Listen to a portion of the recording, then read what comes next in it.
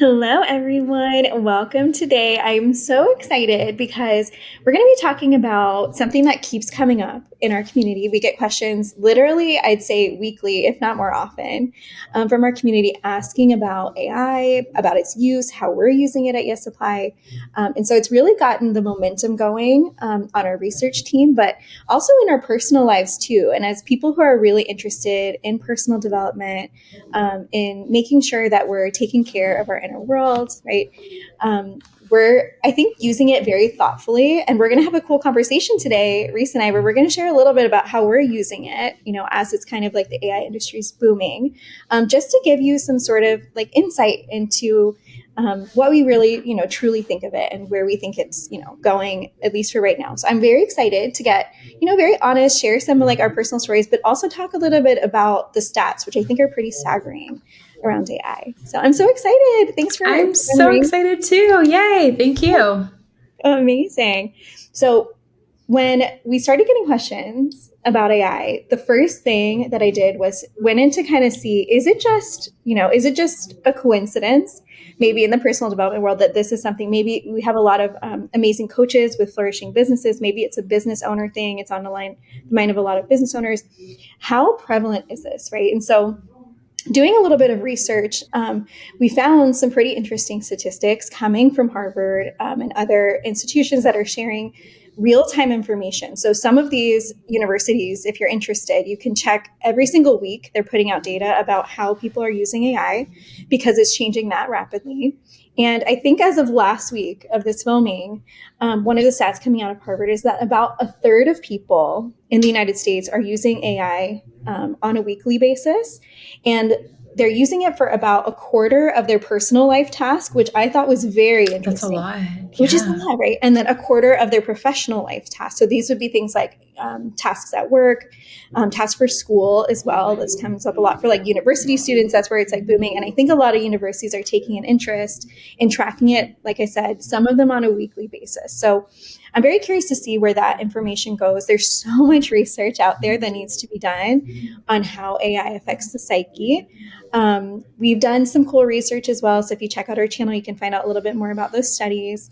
But yeah, there's, I think some really interesting things to say. I want to pause it here and see, Reese, if you want to share anything, because I see you nodding and you're probably thinking about it too. I'm very surprised. I just think it's so interesting. And I didn't know that many people are using it for that much of their life, like 23%, I think you said. Like, that's huge. Yeah, I think it's like, it's pretty, and I think it was 26% for personal life, which is even more than a third, which is, I think, pretty wild. So one of the things that we, of course, like looked into is that there's this kind of, I'd say rush. I wouldn't say boom yet, but like a rush to using AI for personal development purposes. Sometimes it's to actually use it in place of therapy. And so I have a lot of thoughts on this, but one of the cool, I'd say, positives of this is that there are a lot of people in rural areas who have all these like super long wait lists who work with, for example, a therapist that's licensed in their state. They're finding that they're able to use these services. And a lot of research is showing that it's reducing anxiety by 20 to 25% in some cases. Wow. It's reducing loneliness by similar degrees, right? And so I think it's really something to keep our eye on.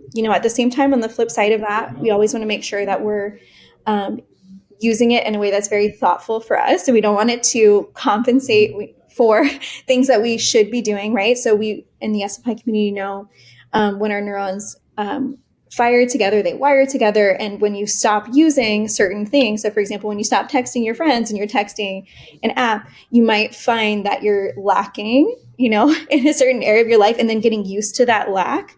And just know that does sort of change. It'll change your social skills. It'll change your expectations. But this can be for the positive or for the negative. So I think it's a very cool conversation to have. And I think it's kind of fun that we can come together and just, share, like, honestly, whatever you feel comfortable with sharing, Reese, like things we're actually doing with AI. I made a list of a few things that I think, if anyone's interested, I can share. Do you want to share anything, Reese, before I jump into some of my uses? Yeah. Well, I was very resistant to using AI. I'll be honest. I was kind of like a grandpa about it. So when I would see a lot of posts about like how to use AI for this, how to use AI for that, I was just very resistant because I would never want something like that to like replace a human.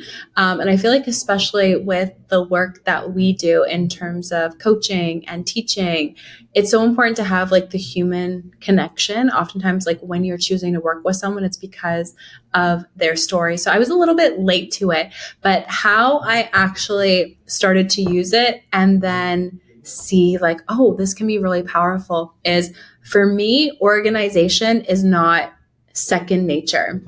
And something I was wanting to switch is not ordering online like Uber and that type of thing, and actually cooking more.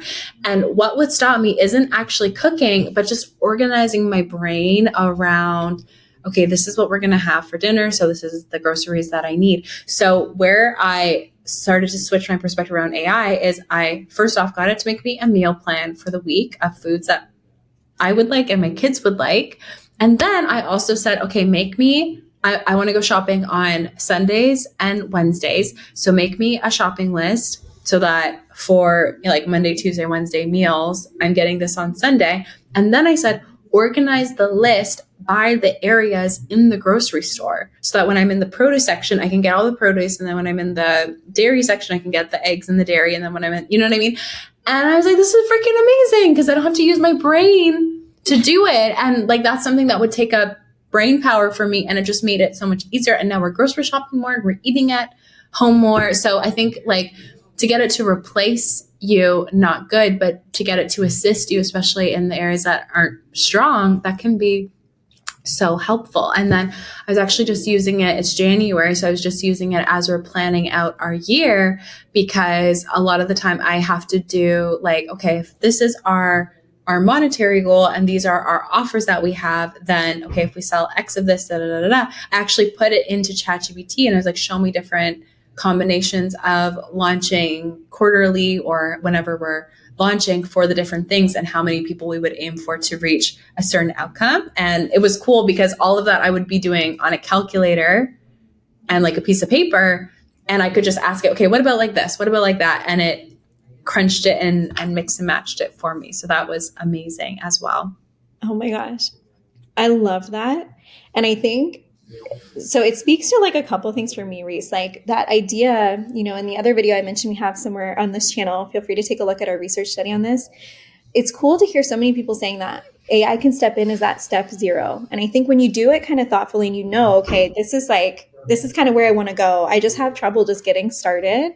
I think it really helps us kind of, in an odd way, almost kind of go back to like habits that we had before the world became super overstimulated. And I just have this theory that I truly do feel super overstimulated in general these days. And I think it's because, you know, there's all these social media apps.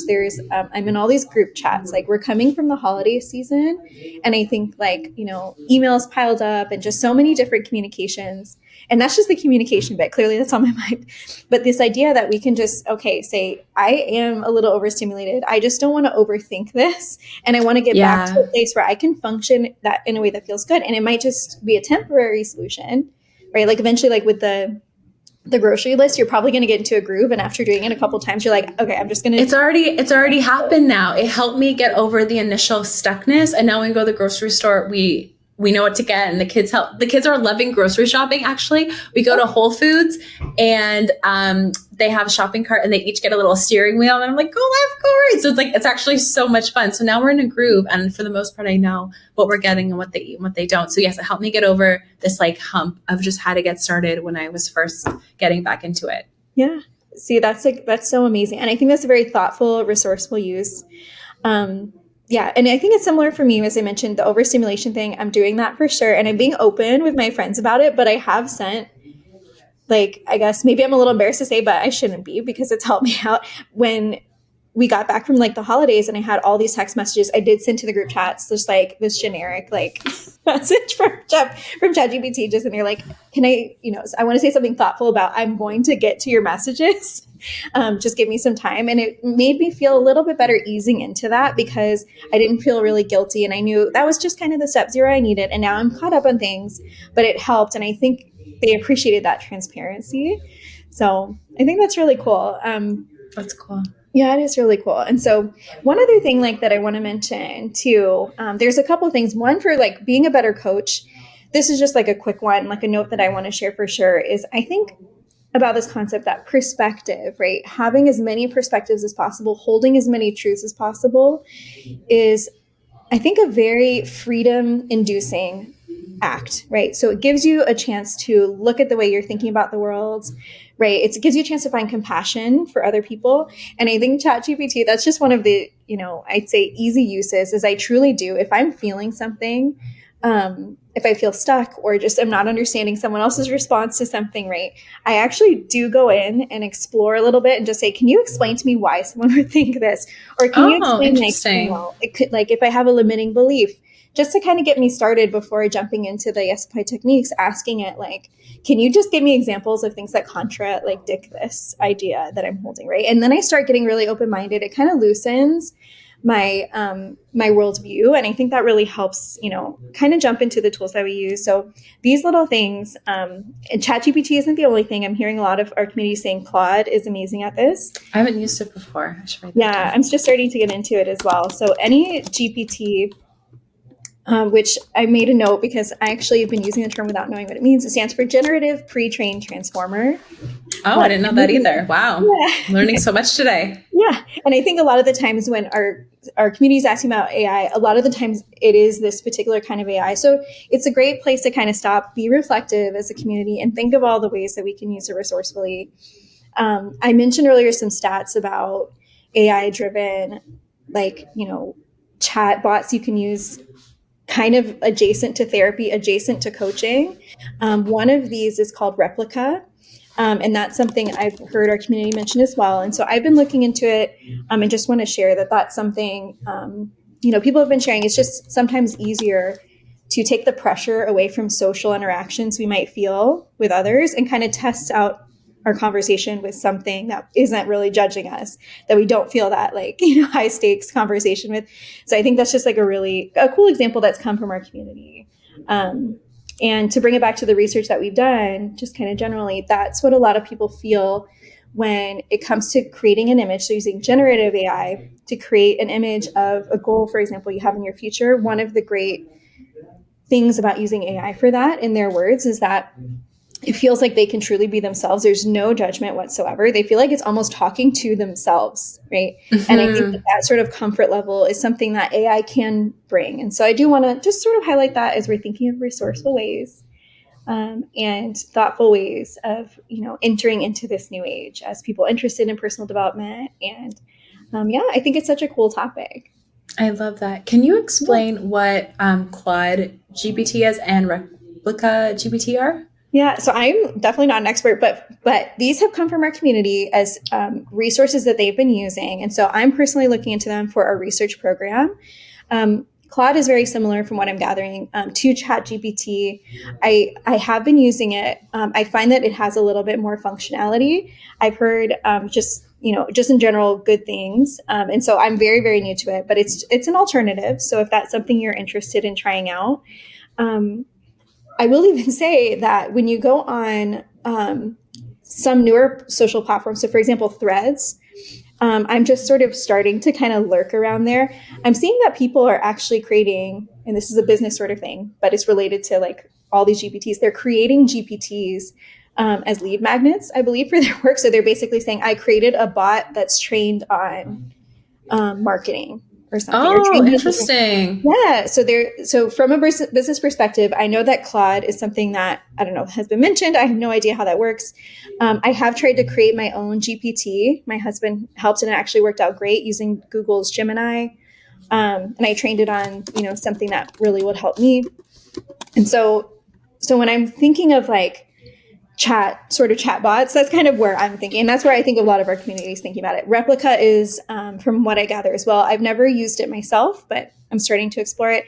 It's a platform where you can chat and kind of alleviate loneliness. I'm not sure to any extent if it's something that's meant to be adjacent to therapy or coaching, but that's what I've heard. And so I definitely recommend It's kind of fun showing up and just being transparent and honest about that. There's so many new things. It's like every single day.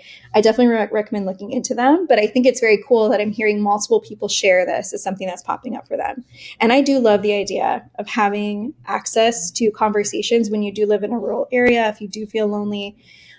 We don't want to use it as replacement, right, for human communication. But sometimes if that's what you're working with, it's a great step zero. So yeah, I love it.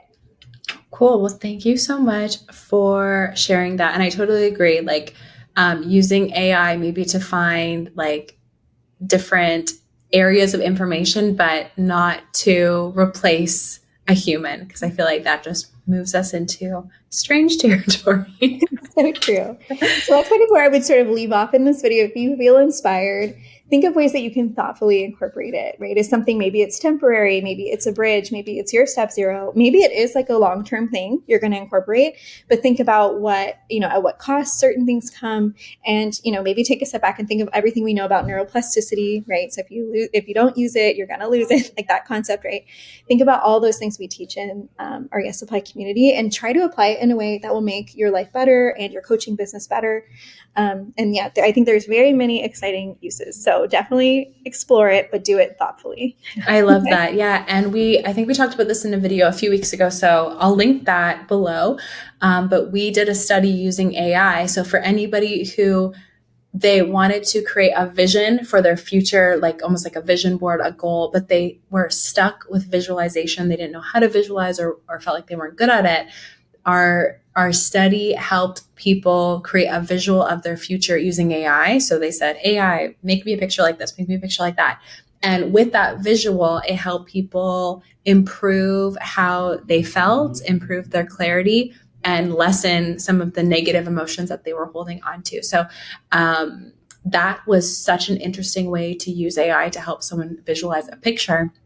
And there's new technology coming out too, where AI can create a video version, which is cool. So when I get the link for that, I'll also put it below. But if somebody wanted almost like a movie of that future life, there are ways that we can do that as well. So I think that can be great. We don't want to live, we don't want to live in the video, but just be able to see like, okay, this can exist. If I can see it in my mind, if I can see it in this AI video, maybe there's a way that I can create it, get more familiar with that, and then of course take the real action steps to bring it into your reality.